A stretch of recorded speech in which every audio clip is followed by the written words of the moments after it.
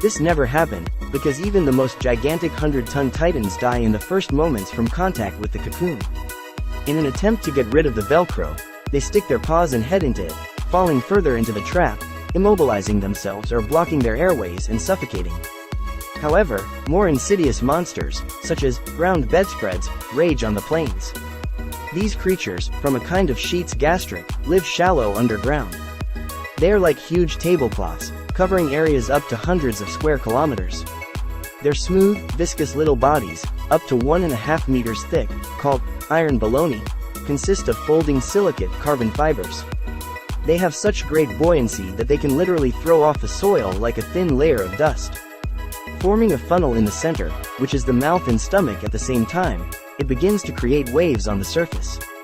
With fast-moving rings, they are drawn to the center. When soil resources are insufficient for food, the monster devours everything that is on the surface. Absolutely everything falls into this ditch, up to 50 meters in diameter and up to 15 meters deep. Be it grass, stones, sand or animals. Then, having received the required amount of food, he inhales like a huge bag, quite slowly, for 20 minutes, so as not to waste excess energy. During this time, some creatures have time to get out of this moat, before it shrinks the mouth, leveling with the surface. Of all creatures, only false cocoons do not flee or fly. They are never the prey of soil covers, because at the moment of danger, they simply stick to this baloney, and wait out impulsive vibrations. But, stop procrastinating terrible, frightening and dangerous beasts. For most, they will seem the most interesting. However, in addition to active hunters, parasitic cocoons and huge insects, there are real wonders of nature, beauty unprecedented for the earth. For example, the breathing aclavian is the only representative of the aclavian realm. It is not an animal, plant or fungus, a kind of hissing foam that carries all the colors of the rainbow. It is somewhat similar to a layer cake, only with its layers, it does not envelop the middle, but rises across it. Folding and unfolding in layers, stretching out with tubular antennas like a distorted starfish, studded with sparkling rhinestones, with a lush, even more colorful, stretching up the bow, which is divided into separate segments. These silky folds no longer foamed like a foundation. They look more like the tail of a guppy fish. This harmless creature is very rare in nature. It feeds on air, processing the atmosphere into the elements it needs and rarely moves. Aclavian is not edible, as it does not have typical organic compounds, therefore, predators are not afraid of it. His body is able to go into a vaporous state, and become translucent. Usually, this is done during the breeding season. At this time, you cannot approach him. However, at this very moment, he attracts even more attention to himself. Activated, his defensive reflex. With a powerful push, like a big pillow, he repels anyone who touches him. In addition, please note, it does not hit, but it repels, very gently, like an unexpected gust of air. No wonder they are also called live trampolines. Raptites have long had fun jumping on the aclavians. Sometimes, arranging a whole quest, flying into one, and, along a calculated trajectory, flying off to another, then to a third, and so on. In the modern world, there are already gigantic, man-made aclavian-like creatures that are gathered in the same area to create amusement parks or just visual decorations. It would be nice to figure out who the Raptites themselves are. These superintelligent beings have already been mentioned so many times, but so far they have not received special attention. Earlier, it was already said that they are close to people, but depending on what kind of implementation of Raptites we are talking about. In this case, the implementation of the classic Pivenant universe is presented. Pivenant is the expanding, space-time universe most understood by humans. We can say that this is what is included in the horizon of light events, as well as everything that is beyond it. We will discuss this concept in more detail later. The Raptites of Pivenant arrive, albeit in rather complex, but material forms, and more importantly, it is not difficult for us to understand their customs, goals and interests. However, with their unusual incarnations, the situation is rather ambiguous. Let's start with the fact that the image of Raptites is not tied to a specific bodily shell. It is divided into an infinite number of permanent and non-permanent varieties. The first are those who have been in the same guise all their lives. To the second, respectively, those who prefer to change their appearance. In their mass, Raptites look completely different creatures from each other. It is not just about size. They are often difficult to define even in the general category of the organic world. On Crook alone, 7 million raptites arrive on a permanent basis in the form of some kind of white, cone-shaped caps, with expanding, folded bases, reminiscent of the moving hats of gnomes. Why did they turn into these ridiculous things? 9 million raptites look like huge, flattened brains. Like a water-filled, slimy balloon. Without any eyes, arms, legs, and other usual features of the body structure. More than 10 million, like small vegetation, just like small broccoli, in the same amount, appear in the form of swirling multicolored whirlwinds. Just imagine the air currents, colorfully pulsing, like living clouds, swelling in different directions. These are not just another miracle of nature, but the true embodiment of some raptites. All this is just a small part of what they can be, the most unpredictable objects imaginable. Water, or fire, grass or emptiness. Most of them, people would not even perceive as material objects, and even more so, living beings, not to mention the definition of mind in them. In addition, if now, raptites can afford to dress up in any physical images, this does not negate the fact that once they had a specific biological variation. To this day, they often remain themselves. Their image, created by evolution, is not very popular, because they do not depend on it not only due to technological capabilities, but also mentally and instinctively. However, their primary organism is classical, and has not sunk into oblivion at all. It is more used on holidays, at ceremonial events.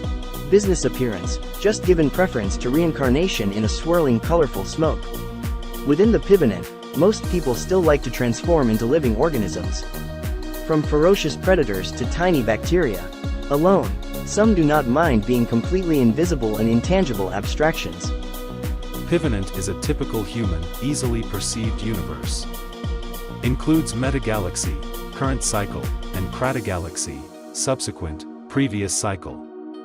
Its model began to be built since the time of the first ancient astronomers, and was considered completely completed already in the 26th century. Pivenant implies the concept of the infinite expansion of the universe. The problem of infinite expansion, logically, is no longer so obvious, and while physics, incapable of a broad representation of reality, was engaged in universal paradoxes, the colors only thickened. The idea of the heat death of the universe as a global event was even less plausible than the Last Judgment in medieval religions. Nevertheless, when mathematicians got down to business, in the middle of the 24th century, this model nevertheless got off the ground. For long centuries, people, firstly, could not go beyond the beginning, an infinitely small point of singularity, and secondly, they came to a false end, single expansion. And, if the end did not cause shame among physicists, after all, at least it was, then the beginning, in terms of interpretation, in principle, was not at all. The beginning appeared only when matter and space were translated into mathematical quantities. And, with the help of mathematical calculations, it was possible to put forward a model, not with an infinite density of matter tending to one value, but with an alternating space-material environment. That is, when matter is compressed incredibly tightly, in some of its sections, there are small voids. Like air bubbles in foam. At a certain moment, these voids, distributed throughout the entire volume of matter, become like stars, and matter itself becomes space. All interactions in different cycles of the universe, and the laws of physics are exactly the same. Moreover, it is not possible to prove that it is the matter of our world that is true matter, and not space. So, as, mathematically, these are just two opposite quantities. It doesn't matter which one and how you call it. There is no fundamental difference, just as there is none if all particles are changed to antiparticles. With the extension, it's a little more interesting.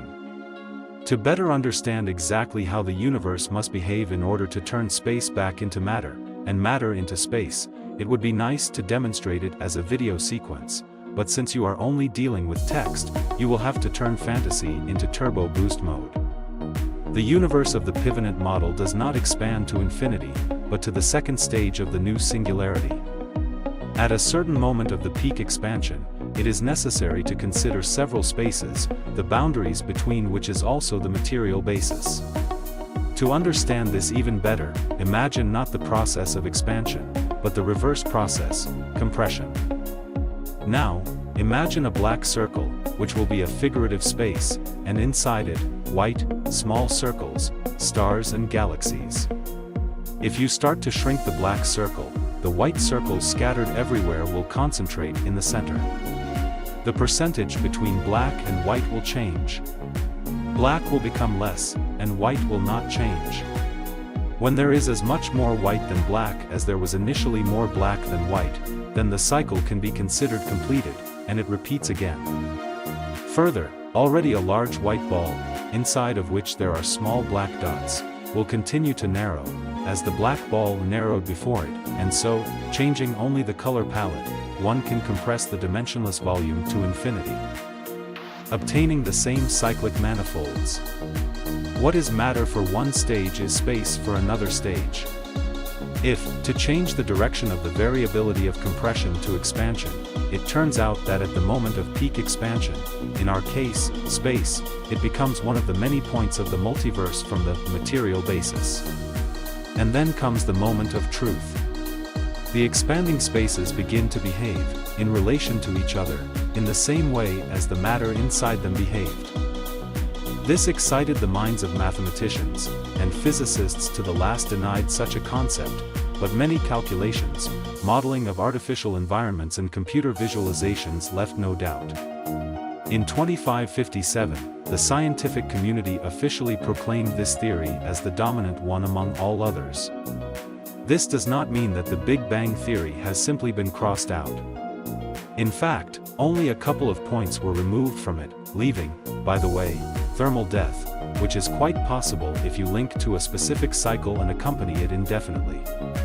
The completed pivotant model allowed the universe to get rid of such an absurd characteristic as age. However, people, as usual, have more questions than answers. The process of expansion, and not narrowing, was explained by external cycles. That is, each outer space pulls the inner space along with it. The cyclical interpretation of the universe pushed mathematicians to a full-fledged, multi-world interpretation, where worlds with different laws of physics and logic bordered. Is there a supermultiverse inside or outside of this multiverse? A similar question remained open for thousands of years, until the possible interactions between the micro and macro worlds were finally studied. Biological raptites of pivotant are insectoids, the mind in the shell of giant arthropod insects. Evolution has made them very unusual outwardly creatures. Arthropleura for raptites are not just some creepy wild centipedes, of which there are a dime a dozen en route. For them it is like monkeys for people.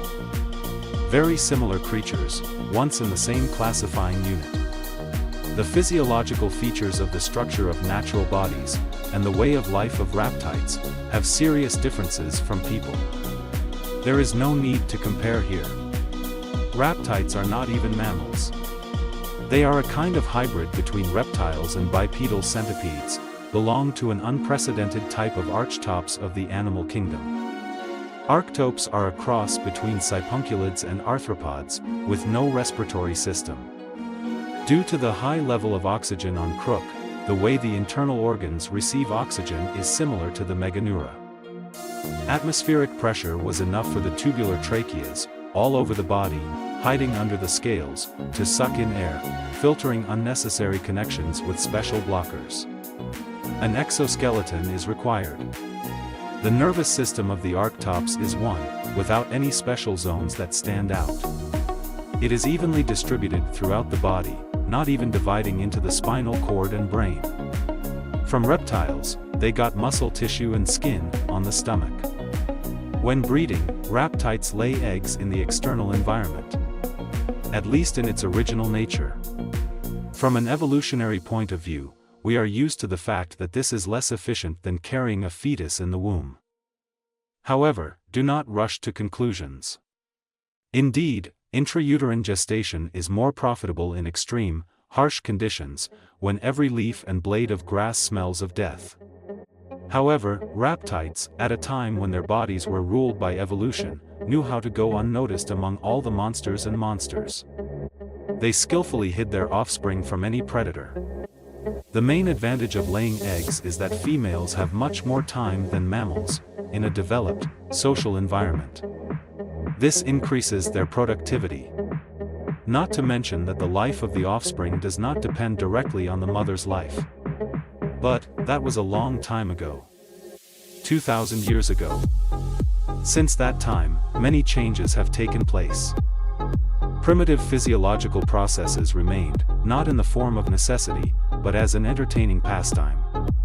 Eggs, of course, still have a place to be, but only for lovers of the exotic. The nervous system of insectoids, and the mind contained in it, has not been attached to the body for a long time. Hence, there are many different ways to obtain new individuals, and all of them, of course, are artificial. For example, 1,000 years ago, the most popular method was the introduction of a new consciousness into an old body. As a rule, the one into whose body the newborn perception is implanted, the old one is erased first, so as not to collect several personalities in one body. Imaginative parents, as it were, transfer their body to the use of children, like an apartment or a car. Thus, physical bodies can remain active for a very long time. For 8, 9, and even 10 generations. Since the beginning of the use of this technology. This method of self-reproduction is very primitive, and even people in the golden era used it. This process is similar to updating software, from an old, freezing firmware to a new, faster version. Half of the Raptites, on Crook and other colonial planets, once used this method of renewal of consciousness. Recently, of course, much more elegant methods are being used, with a huge arsenal of functional features. However, preference is given to the simplest and most automated methods. Creating completely new organisms from scratch. They are not grown in some kind of capsules, or, God forbid, eggs. The program, right out of thin air, creates them in an instant. That is, there was no Raptite. I pressed an imaginary button, a Raptite appeared. Like it spawned out of nowhere. On Crook, about 20% of all breeders use this, and on Crook 6, only 10%. Obtaining a license for this birth procedure is already more difficult. After all, in such conditions, the population increases excessively, but imaginative parents and children can contact each other.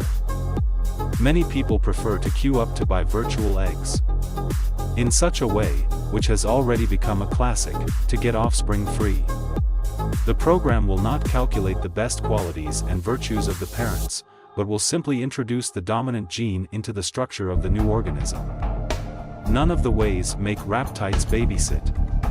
New generations appear not at the stage of underdeveloped defenseless babies, but at the very dawn of their strength, and even with some basic, one might say, school knowledge. Not fully formed individuals to be able to look at the world with a clean, unclouded eye, but simply with the necessary analytical skills, for general orientation in a high-tech environment. Therefore, after their birth, young guys immediately enter higher virtual educational institutions, where they can study, or they can immediately get all the knowledge instantly, but it's more difficult for such hurry-ups to build a career, because they didn't show perseverance. Based on the foregoing, dividing Raptites into children, parents, brothers and sisters, to put it mildly, would be inappropriate. Parents are simply called creators, and children created. Grandfather, for example, will sound like the creator of the creator, and the grandson, created by the created. Previously, Raptites were very diverse, and were divided into many different races. Which, in principle, is highly expected. Because of evolution, everything in nature is divided into species, subspecies, and so on. Someone is the most intellectually developed, but less mobile. Someone is developed physically. Some are bigger and some are smaller. Different colors of scales, body shape. In short, everything in this spirit. They, of course, do not have acid in the blood, like strangers, but they have their own surprises. Just keep in mind that on the Crook, their anatomy is the most advantageous. In addition, the way of life is perfect. Their planet is a real paradise for most of its inhabitants. Insectoid raptites, in the process of their development, did not immediately manage to take the path of renewable energy sources. Before the transition to the era of perpetual motion machines, they just did not use. In the early stages of industrialization, the coal industry developed rapidly. There are 200 times more coal deposits on Crook than on Earth, and 460 times more brown coal. He just suggested himself as the first energy resource. In the future, raptites were not satisfied with excessive environmental pollution from the combustion of coals and their low efficiency. They needed alternative energy sources. There was also an abundance of hydrocarbons on Crook, however, for some reason they did not use it. But it was not possible for them to obtain nuclear energy, since its constituent sources are so few that it is practically impossible to detect them. Instead, the raptites began to explore sinusoidal performances of interorbital shifts of elementary particles, remotely repeating a nuclear chain reaction. Only, pulsating, more powerful, and not at all controllable. These rare chemical elements, called dividium and facpat, formed as a result of the long reciprocating circulation of rapidly decaying substances in the depths of Crook, were once as valuable as oil on Earth. Patak, that's what this substance was called, was the basis for the whole economy.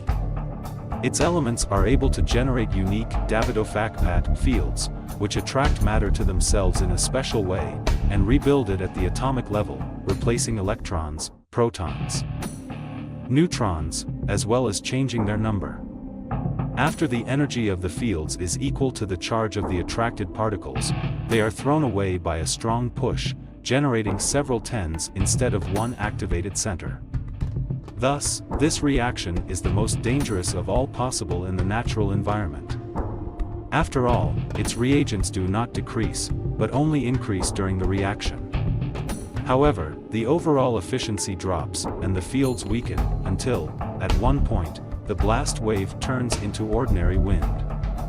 The impact equivalent efficiency is 100 times higher than the nuclear reaction, for example, radioactive isotopes of uranium. However, it is inferior to it in terms of quality. The raptites quickly figured out how to make Patak an all-destructive weapon, but they struggled for a long time to introduce it into everyday life, as an energy resource. Ultimately, they never achieved the desired results. For it turned out to be more difficult to subdue the Pataks than to create a perpetual motion machine. The planet Crook 1 is the cradle of the raptite civilization. However, she is not the only one of her kind, but the most dominant. There are dozens of other influential planets, united in single unions, or completely independent. For example, there are twin planets. Even their names speak for themselves: Crook 2, Crook 3, Crook 4, Crook 5 and Crook 6. These names of the planets inform that they are similar to the original Crook by more than 60%. In total, the Crooks, in the Pivenant universe, are officially registered about 240,000. Of these, less than 200 are inhabited. In addition to physical similarities, there are also hypothetical similarities between Neoritic planets. These are planets from other realities and multiverses, bearing names consonant with Crook, having similarities between the events taking place there, and their numerical abbreviations, Nruk, Truk, Kuruk and similar typifications, most of which are not planets at all, but just a bunch of algorithms connected in intangible networks of endless webs with implicit patterns. However, the raptites managed to establish a connection with alternative copies of themselves from parallel worlds, raising their numbers to immeasurable proportions. The population of their species is unimaginably large. About 12 billion individuals inhabit Crook 1 alone, which is only 500 million less than the peak human population. On colonized planets, on business trips or in permanent residence, referring to the matless of the same Crook 1, in the classic Pivenant universe, more than 680 billion raptites live. In parallel worlds, about 700 quintillion raptites. There are more than 20 nonillion raptites on all modifications of Crooks. In addition, on all other non-Crook planets and their images, about 400 googolplexes of raptites arrive. This is only within logical associations. What can I say?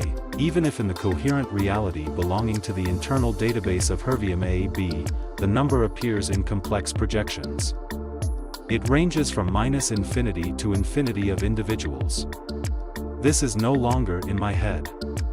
If it is difficult to imagine purity, even -1 raptite, not to mention infinity and, moreover, -infinity.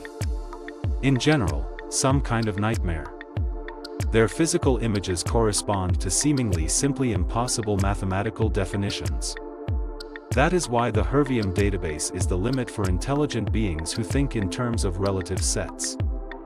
Life on the Crook is very good. With new technologies, city optimization, local residents do not suffer from overpopulation or lack of anything. They are not captured by fierce competition, and they are not forced to defend their place in society. The world of raptites is not divided into producers and consumers. For those who owe, and for those who owe. Such concepts as advertising, goods, services, politics, economy, and, most importantly, prohibition, they have not heard for 1,000 years. Their world is perfect, both by human standards and by their own. In order to have everything and enjoy life, it is enough just to be yourself, just to exist. Moreover, from this ubiquitous perfection. At one point, the curious centipedes became too bored to continue doing anything. Like stories from cyberpunks, they began to recreate new realities around them. Which were interesting because they are not ideal. In non-ideal conditions, goals and dreams immediately appear. Like any mind, they yearn to continue to be aware of the new horizons of the infinite universe. Since in the general reality, everything is known and invented, many go through it repeatedly, rediscovering the most exciting secrets. Simulating their own society, which will live according to its own laws, each raptite is a god for himself, and absolutely nobody for the rest. It's like a single-player video game simulating a multiplayer mode. A simulation within a simulation, their full-scale true reality environment is not so bleak and nonsensical. Simply, it is not suitable for development in the format of living beings. To go further, you need to become something more. We will have to remove all physical and mental barriers. To abandon the very concept of life. Many do not take this step. Most people are just reacting defensively. They do not want to completely change their perception, because it is like death. It is much more pleasant to stay in your comfort zone, finding meaning in the nonsense that you are so used to. The history of raptites, former insectoids, is incredibly voluminous and rich in events. It is difficult to describe it even in general terms. It is not surprising, because we are talking about a single civilization that exists over an extremely long time period. From the first public and social associations to the latest modifications of Kadain. The starting point, the emergence of statehood and social relationships, can be considered the empire of Kividu. For them, it's like medieval France, England, or the Ottoman Empire. Kividu arose 12,000 years ago, and every 100 years it underwent many changes. It crumbled into small countries, then it was restored back. Endless wars changed the ruling regimes, from democracy to despotism, but society itself, culture and values, did not change dramatically. 7,000 years ago, the era of Kividu ended, and the era of artificial intelligence began, which continues to this day. Namely, with the beginning of the era of artificial intelligences, they determined the beginning of intelligent life. In the environment of Hervium A-B, the productivity of their kind, in technical terms, has grown to unimaginable heights. Having built 650 billion furions, a space portal ship, they thoroughly explored all galaxies within a radius of 40 billion light-years. In each galaxy, the raptites grew one furion. Furion is a technology of remote combination of matter, antimatter, by means of the influence of programmable gravitons on the seething space of elementary particles. It is more profitable to grow them in the maximum distance from the centers of mass, that is, on the outskirts of galaxies. One of these advanced stations was located in the constellation Binalak, in the Celery Galaxy, just outside the solar system. The Raptites were amazed to the point of madness when they discovered the planet Earth. Why? It has life on it. Moreover, this planet is similar to their own. Although the level of oxygen is slightly lower. They named it Crook 6, and this planet is not just habitable, it is already habitable. Today, Swamita 129 shines a little brighter than usual. In addition, in general, in between times, this is our native Sunday. So, it was named by the Raptites, as the twin of its own star. The DST index of geomagnetic activity reaches -1920 NT. That's enough. Such outbreaks are not often observed. And, who would have known that at this very moment, in the spin radiation of modular translation, wavelength 2.5 times 10 to the power of -100 meters, one can observe a simply unthinkable, bewitching picture. Directly from the sun, huge circles fly out. The rings, which followed each other like a ribbed cone, spread out in fast-running waves. It is like a moving pyramid molded directly from the fabric of space. It was she who provoked supernatural storms in the sun. Why, this thing flies right out of the sun itself, damn it. Attention, we have a hyperferium. Long, torus-shaped waves instantly expand and move back. They refract in different places, forming obtuse angles, with curve-generating surfaces. In a matter of moments, this system stretched out for hundreds of kilometers, and moved towards the Earth at a speed of about 10 times the speed of light. It's not even an object. After all, it is not material and not holistic. It's more of a phenomenon. Strange and intimidating. Obviously, this cone-shaped arrow did not arise naturally. In less than a minute, it stopped quite smoothly in the orbit of our planet. Turning its tip to the surface, at 90 degrees, like a huge spinning drill, the portal ship, like a cannon, shot countless swarms of aliens into the ground. They, like black, long wasps, barely noticeably flickered in the general stream. Then, these streams were divided into several smaller currents, striving in different directions. It seemed that the roots of a giant tree sprouted in clouds in the sky. Appearing out of nowhere, right on the tip of a hovering invisible cone, these creatures brazenly teleported from their galaxy, enveloping our fragile, defenseless Earth from all sides. Moreover, after all, there is no one to fight back. It was 6243 Earth time in Hervium A.B. Humans as a species became completely extinct almost 1,000 years ago.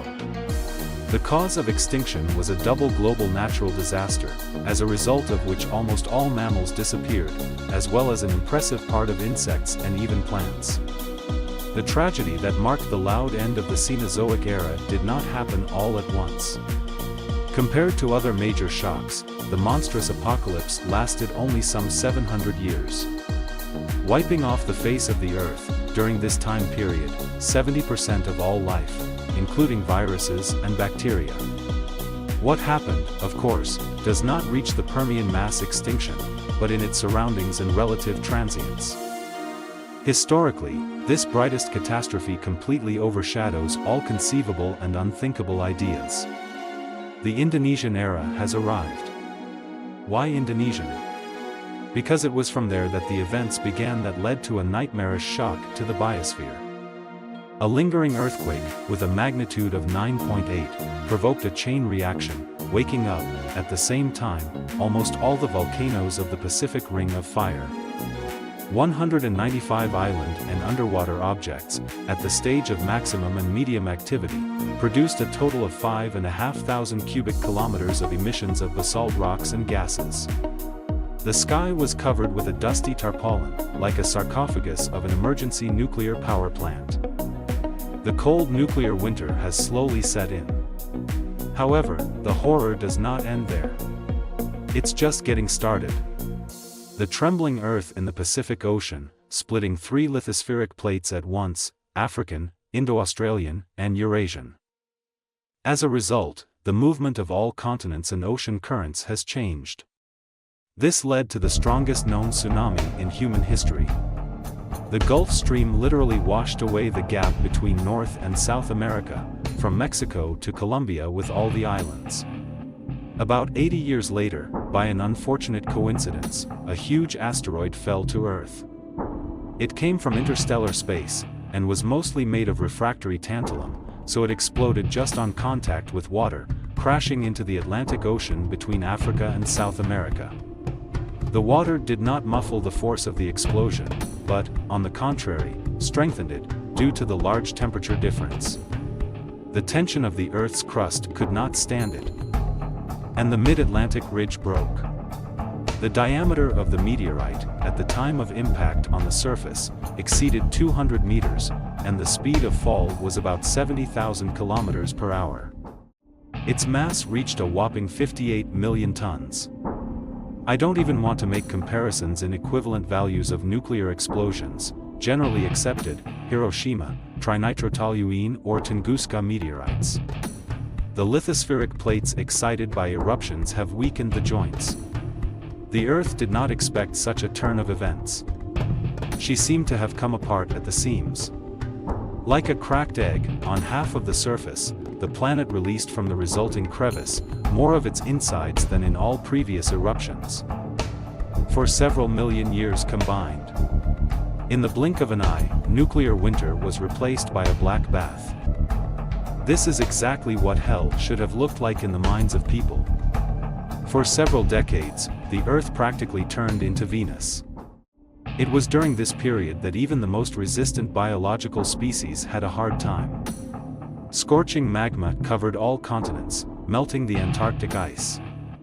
The oceans boiled, forming a thick white veil over their surface. So, from the sky, they were practically invisible. About 5 million cubic kilometers of water per year escaped into the atmosphere. Thick smoke from hot steam, with excess water vapor, formed acidic compounds.